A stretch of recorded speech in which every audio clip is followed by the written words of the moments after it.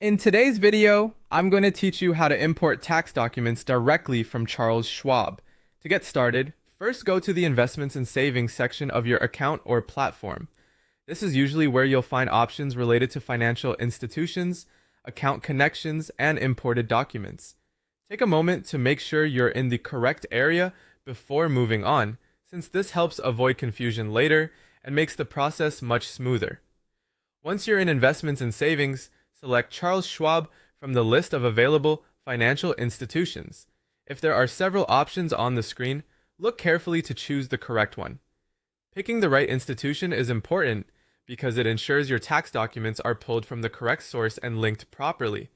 After selecting Charles Schwab, the next step is to sign in so your tax documents can be imported directly.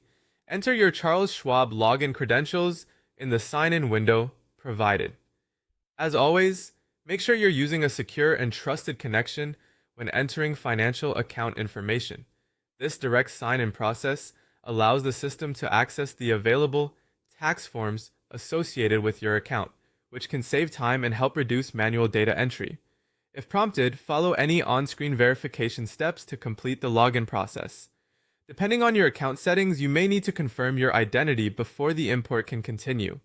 This is a normal security measure and helps protect your financial information. Once you're signed in successfully, the system will begin importing your tax documents directly from Charles Schwab. This can make the filing process easier since key tax details may populate automatically instead of needing to be entered by hand. It's still a good idea to review the imported information carefully afterward to make sure everything looks accurate and complete.